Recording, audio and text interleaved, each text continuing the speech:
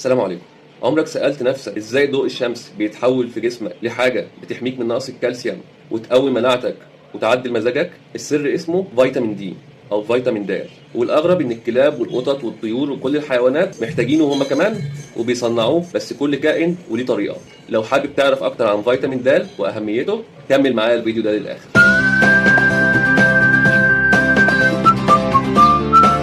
اولا، ايه هو فيتامين د؟ فيتامين د هو ليبيد سوليبل فيتامين، يعني فيتامين دايب في الدهون، وجسم الانسان بيعرف يصنعه بنفسه لما يتعرض للشمس، تحديدا الاشعه الفوق بنفسجيه الالترا فايولت. بيساعد على امتصاص الكالسيوم والفوسفور من الامعاء، يعني لما تاكل حاجه فيها كالسيوم او فوسفور وانت عندك نقص فيتامين د، الحاجه دي هتاكلها وهتخرج من الجسم من غير ما جسمك يستفيد منها، لان فيتامين د بياخد الكالسيوم والفوسفور من الاكل يدخلهم الجسم، وبالتالي بيحافظ على قوه العظم والسنان، وليه دور مهم جدا في المناعه ومقاومه الفيروسات، وليه تاثير مهم على المود والحاله المزاجيه بتاعتك. عشان كده في ناس كتير بتكتئب في الشتاء عشان ما فيش شمس. ازاي بيتصنع بقى؟ الجلد فيه ماده اسمها دي هيدرو كوليسترول، مشتقه من الكوليسترول.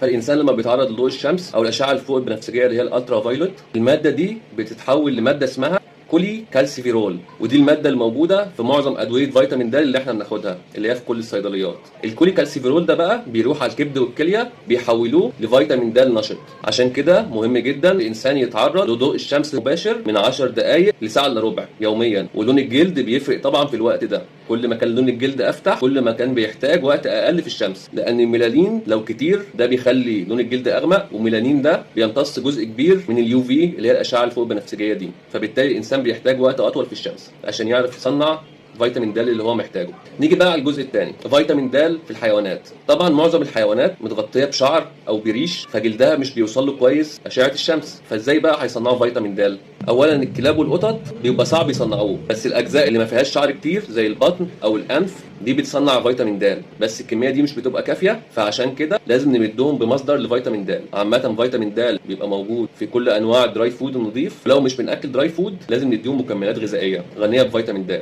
بالنسبه للطيور بقى، سبحان الله الطيور عندها غده عند اخر العمود الفقري عند ديل الطائر، غده اسمها يوروبيجيال جلاند او الغده البوليه. الغده دي بتفرز زيوت للطائر، والزيوت دي بيبقى فيها الدي هيدروكوليسترول اللي لما بتتعرض لاشعه الشمس بتتحول للكولي كالسيفيرول اللي هي الصوره غير نشطه من فيتامين د. طب فيتامين د ده دلوقتي على الريش بتاع الطائر هيدخل ازاي جوه الجسم بقى؟ في عمليه اسمها البريننج، هي عاده مشهوره جدا في الطيور، تلاقي الطائر عمال ينقر في ديله كده وبيعض في ديله وبياخد زيوت من ديله يدخله القناه الهضميه، بيروح على الكبد والكليه يتحول للصوره النشطه من فيتامين د. سبحان الله بجد، يعني الشمس مش لازم توصل للجلد، مجرد بس انها بتيجي على الريش تخلي الماده اللي على الريش دي تتحول لفيتامين د، الطائر بياكلها لوحده. هي بقى علامات نقص فيتامين د في الطيور والحيوان: ضعف عام، تساقط